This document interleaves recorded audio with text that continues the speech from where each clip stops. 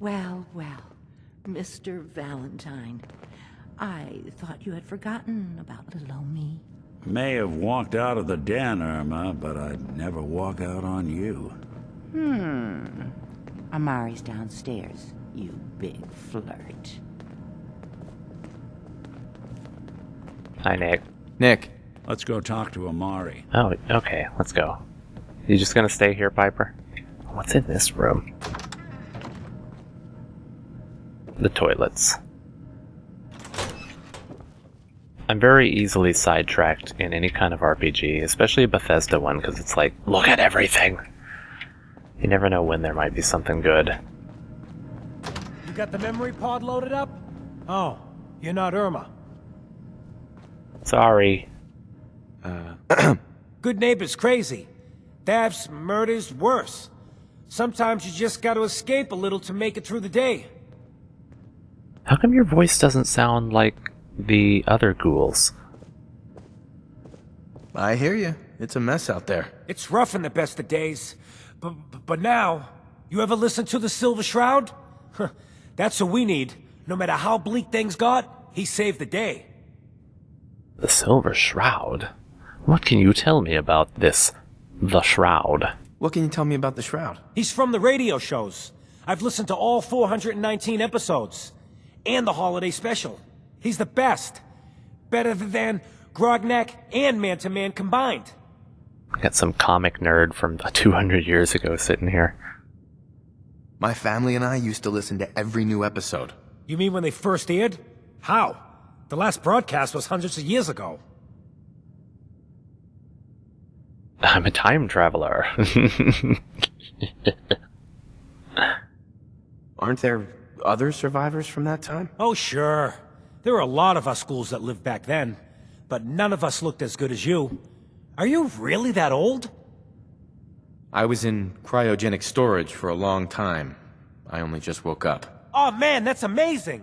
You're just like Mr. Abominable from episode 83. Oh my god, this nerd, I love him. Wasn't he a caveman? Yeah, that's the one. They found him in an iceberg off the harbor. Boy, if you just woke up. The world these days must take some getting used to. How did you get used to everything? Mainly I focused on survival. It got real bad after the bombs fell. For a long while, I tried not to think of the good old days. Just too painful. But it's all we got now. So we gotta try and make it better. I got a question for you. What if the Silver Shroud was real? With his black trench coat and gleaming silver submachine gun? I got a plan to bring him to life. So we can fight bad guys and give the rest of us a symbol of something better. I love this guy. Look at his face. He's just so happy with himself. He's like, I got this plan. I'm gonna bring this comic book back to life and save everybody. Tell me about your plan. What plan? I've built my own custom machine gun. Even better than the one in the show. But to make this work, I still need the most important piece. The genuine Silver Shroud costume herself. Oh, I bet I can And get they it. actually got one here in Boston. They made it for the TV show. Will you help? Oh, you know it. I'll get the costume for you. You're gonna do this? For real? Before the bombs fell, they were filming the Silver Shroud pilot over at Hubris Comics. So that's where you'll find it. You're the best. You're the best, Kent. Piper, he's the best. I wonder if he comes in here and like lives out his superhero fantasies and all of that. Hi, Irma. Hi. Here for Amari? She's downstairs. Her voice seems older than her face. Downstairs, you say? That must be... Oh no, that's Irma's room. Okay. Come on, Nick. Keep going. While I go this way. No, that's nothing.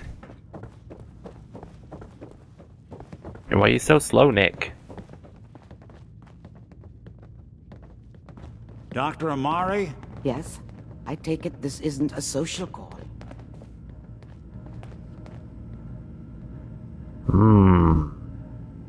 It's time for you to reverse death itself.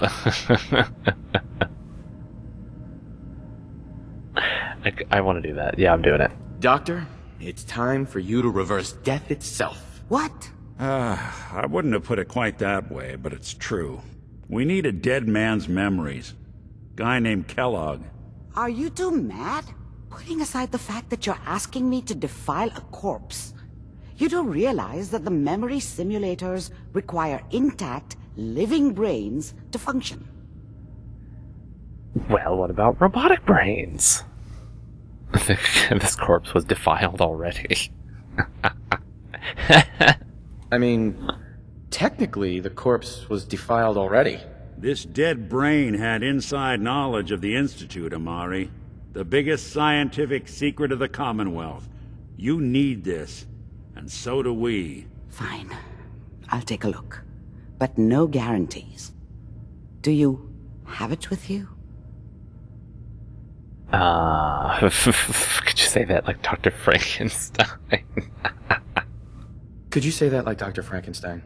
Igor, fetch me the brain. No? No, I will not. Now, do you have it? Here's what I could find. What's this? So This pleased isn't a with brain. himself. This is... I love it. Wait, that's the hippocampus. And this thing attached to it? A neural interface? Those circuits look awfully familiar. I'm not surprised. From what I've seen, all Institute technology has a similar architecture.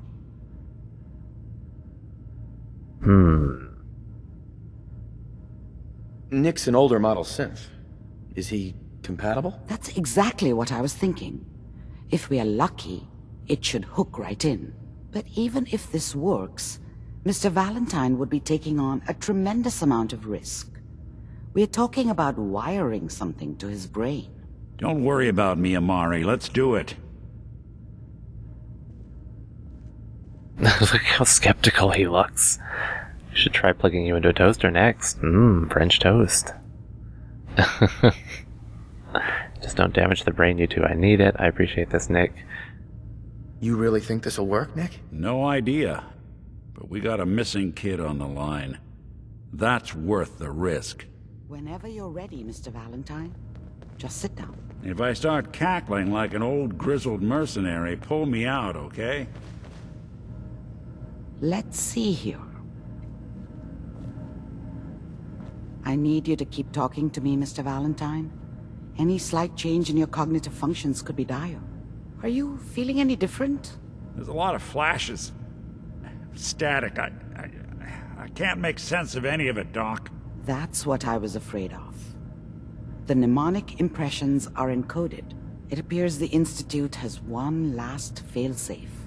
There's a lock on the memories in the implant. How do you lock memories? How do you lock memories? The implant is encoding all the mnemonic activity in the hippocampus. Think of it like computer encryption, and we don't have the password. Let's see. A single mind wouldn't be able to crack it. But what if we use two? We load both you and Mr. Valentine into the memory loungers. Run your cognitive functions in parallel. He'll act as a host, while your consciousness drives through whatever memories we can find. Sounds like a bunch of gobbledygook, like you just saying words to make yourself sound smart. Alright, let's get started. Just sit down over there, and keep your fingers crossed. I should also do a playthrough where I do everything with a sarcastic reply. Piper, you want to join me? We can put you in that chair. Is she gonna get in the lounger? That'd be pretty funny. Is that a... It is. Yes. Thanks, Piper. Wish I'd brought something to peruse myself. Wars with wits.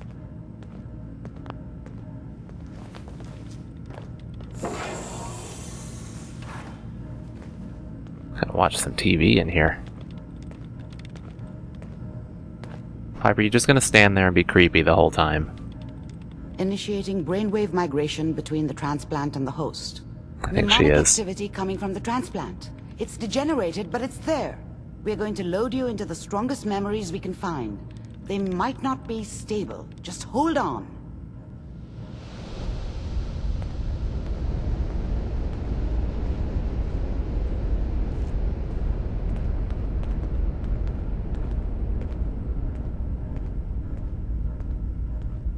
Still hear Piper out there pacing. Can you hear me? Ah, good. The simulation appears to be working, although the memories are quite fragmentary. I'll try to step you through the intact memories and hope we find one that gives us some clue to the Institute's location.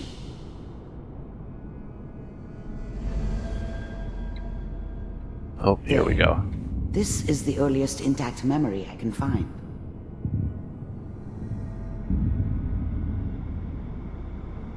So what makes an evil mercenary an evil mercenary? And that makes it official, folks. Final vote count from the Turn down the goddamn radio! I'm trying to sleep! California Republic. Remember, you are experiencing these memories as Kellogg.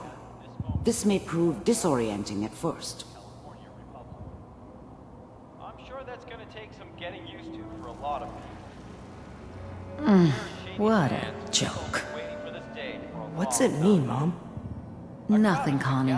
People like to talk and hope someone else is going to keep them safe. quite a party is developed. Teacher at school said the NCR would bring back the good old days. Like before the big war. To the crowd any minute. Don't you listen to that twaddle. I'm I was such a dummy back then. What did I know about how the world worked?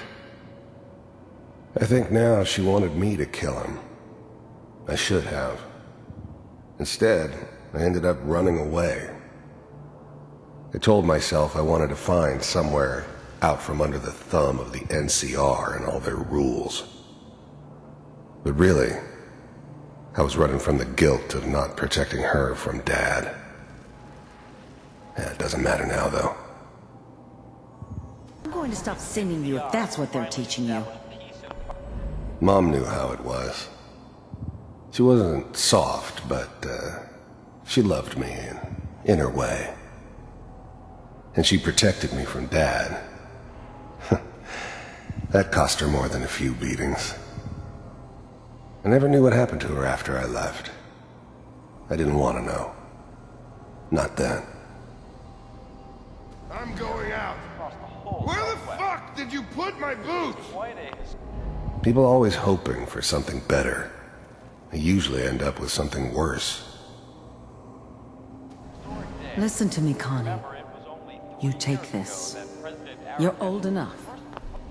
Dad was either drunk or not around.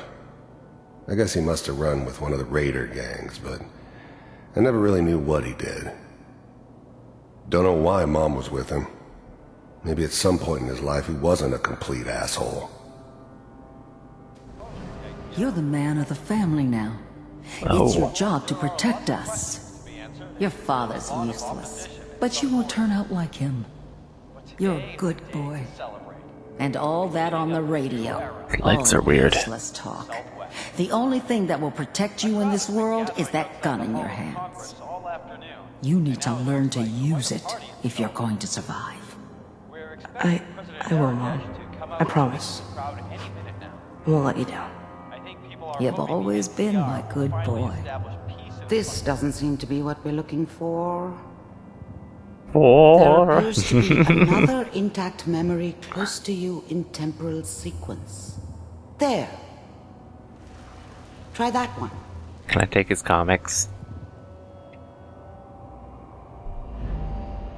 It always starts with like abuse or like someone dying or something. They're like the tropes that you always get for the person who turns out to be like the evil kind of mercenary guy.